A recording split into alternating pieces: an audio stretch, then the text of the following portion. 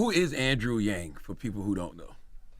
Well, where do you want me to start? I'm an entrepreneur who's spent the last 6.5 years running an organization I started called Venture for America that helped create several thousand jobs in Detroit, Cleveland, Baltimore, St. Louis, Birmingham, and other cities around the country. The reason why Donald Trump won the election, there are a lot of reasons.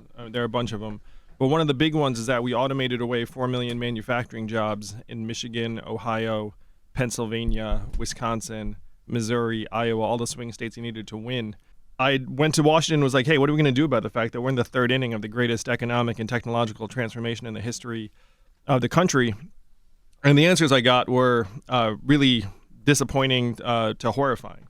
And for whatever reason, no one wanted to actually rise to this particular challenge. And so I'm running for president to help us evolve and advance to the next stage of our economy. But a lot of people don't address it. They act like technology and automation is a great thing and we're going to hire people who are going to control the automation. But in reality, a lot of people will be out of jobs. And if you look at the numbers, we lost 4 million manufacturing jobs to automation over the last number of years. And I studied economics in college. And so according to economic theory, all those workers would get retrained, reskilled, find new jobs, and all would be well. But then when you actually go to the communities, you see that about half of them left the workforce and never worked again. About half filed for disability. You saw a massive surge in alcohol use and drug overdoses, depression, and suicides and depression. And it's going unaddressed around the country. And unfortunately, it's just going to ramp up. So why are Trump supporters worried about Mexicans when they should be worried about the robots taking the jobs? That's my exact point, man. It is not immigrants. Immigrants have nothing to do with the economic distress many Americans are feeling. It's the fact that technology is advancing to a point where our labor is less and less central to the economy. So, yeah, what do we do about that? I'm proposing that we declare a dividend of $1,000 a month for every American adult starting at age 18. That's the universal basic income proposal. The universal basic income, which I've rebranded the Freedom Dividend, is a very American idea. We've been talking about this for decades, and it came this close to being law in 1971. It actually passed the House of Representatives twice. And then one state has had a dividend for 37 years where everyone in that state gets between $1,000 and $2,000 a year, no questions asked. What state is that? That's Alaska. Yeah, you go to Alaska right now, you live there for a year, and everyone in your family gets between $1,000 and $2,000 a year from the petroleum dividend. And now it's wildly popular, has created thousands of jobs, has improved children's health. And what I'm going around the country saying is, look, what Alaska is doing with oil money, we can do for the entire country with technology money. Mm-hmm. So right now, when you guys see the headlines, Amazon paid zero in taxes last year despite record profits. Netflix paid zero in taxes last year despite record profits.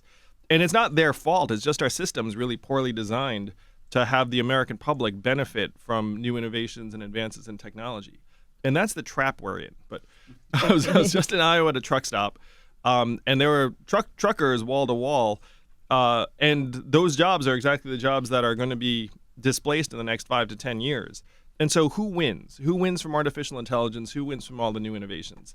It's going to be Amazon, Google, Uber, Facebook, the biggest tech companies that will have the AI that will then start displacing workers. And the American people will not see much money from that at all. We know Washington, D.C. is stuck decades in the past. And what I'm telling people is, look, we have the money. Like, our economy is up to $20 trillion, up $5 trillion in the last 12 years alone. We're the richest, most advanced economy in the history of the world. That's not going to cause mass inflation? No, it will not. We're not increasing the money supply by enough that you would see massive inflation. And the way most consumer products work is that there'll still be price sensitivity among consumers and competition among firms for your business. And you're like, ooh, everyone's got $1,000 a month. I'm going to raise my burger prices from $5 to $10.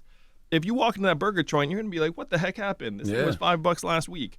And then you're going to go to the taco place or the deli, and then every restaurant has to try and gouge you simultaneously. Mm-hmm. And then it just takes one restaurant to be like, you know what? I'm not doing that. I'm not doing that. Yeah. And then everyone goes to that restaurant, and then they're all like, oh, I can't. Turns out I can't stick it to people. Because it's not like if you get $1,000 a month, you're all of a sudden made of money.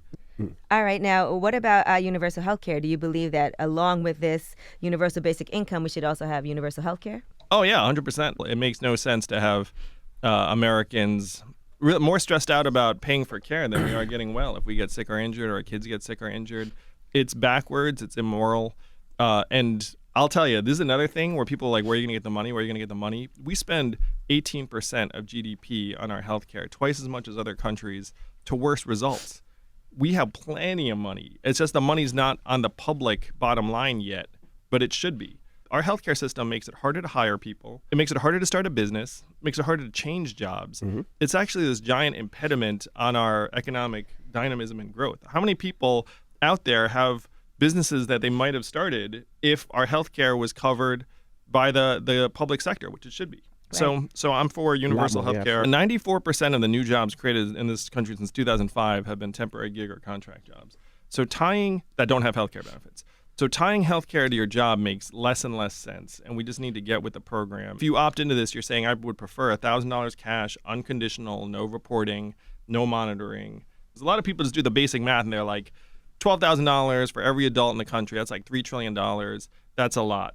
But because of the current spending, it actually brings the price tag down very, very quickly. And then if you put on this tech tax, where we have a value-added tax that gets the gains from all these new innovations in self-driving cars and trucks, like that gets the price tag down very, very fast. So this is much more affordable than people think. Now, I heard you say that. You said that the money is already there, but then I also read about the value-added tax. And you say you want to put 10% on all goods and services. So Yeah. what is it? Is the money already there, or you have to put the 10% tax on it in order to get the money? Well, so the reason why there are all these people who are looking like AOC at like very high marginal income tax rate, or Elizabeth Warren with like a wealth tax, like we realize that this economy has gotten entirely unbalanced, where you have, the top 1% hoovering up all the gains, like a winner-take-all economy. So the question is, how do you balance that out? And so to me, a value-added tax is a much more efficient way to do it, and it's what every other country has already done, because a value-added tax is very hard to game. Like if you're Jeff Bezos, you're Amazon, you're going to have to pay it as long as you're doing business in the U.S. So you could build a value-added tax where it exempts certain consumer staples, so it falls more on the affluent than people who are just like buying diapers and the rest of it. But the reason why every other country that's an advanced economy, aside from us, has already done it, is that it actually will get us a slice of every Amazon transaction, every Facebook ad, every Google search, every robot truck mile, and bring it to the American people, put the money in our hands. And then what are we going to do? We're going to spend that money in the economy. It's going to create 2+ million jobs. And Amazon and the gang are still going to get some of that money back. You know what I mean? But at least it comes through our hands. We are the owners and shareholders of this country, and this is a dividend for us. Now, what about weed and what about colleges? I'm for the legalization of marijuana, remove it from the controlled substance list, in part because our administration of the criminal laws are deeply racist. It's very obvious to everyone. So on April 20th, 2021, I'm going to pardon everyone who's in prison for a low-level nonviolent drug offense, because it makes no sense to have people in jail for stuff that's legal in some parts of the country. And then there'd be a lot of money, and I know there are bills that want to channel that money to African-American businesses and communities, which is a great idea. Yeah, because we were affected so much by these marijuana laws. Yeah, completely. I'm for getting rid of private prisons. I think it makes no sense to have prisons that have a profit motivation. Why do y'all think all black people in jail? I mean, again, that affects everyone. Yeah. The problem with education right now is it's become a business. We're entering the age of AI. We're going to have self-driving cars and trucks in 5 to 10 years. 30% of malls are going to close in the next 4 years thanks to Amazon. 2.5 million call center workers in the U.S. are going to get replaced by AI. There was a study in The Guardian that said the median African-American household net worth is going to be 0 by 2053. And so why are they forecasting that African-American net worth is going to go to 0? It's because of this economic tidal wave that is coming. This economic tidal wave is going to wipe out many working-class jobs. And it's going to be the equivalent of a natural disaster. And we know what happens in a natural disaster. Who suffers? Poor people who don't have the resources, people of color, and the same thing's going to happen in this. So that's why I'm running for president, is I can see the tidal wave coming very, very clearly. Now, what about gun laws? As far as gun laws? Yeah, so I'm a parent. I think that we need to treat gun ownership in a very similar way to the way we treat vehicle ownership. It's like, look, you have to take a test and get a license to drive a vehicle, and that could kill people. Guns can kill people too, so we should give you some kind of test and licensing for that too. The hard part, the challenge of this, is that there are 300 million firearms in this country. It's like almost one for every man, woman, and child. And there are limited ways you can actually try and reduce that number. So a couple of things I would do is I would have a voluntary gun buyback. Anyone who wants to sell their gun will buy it off you.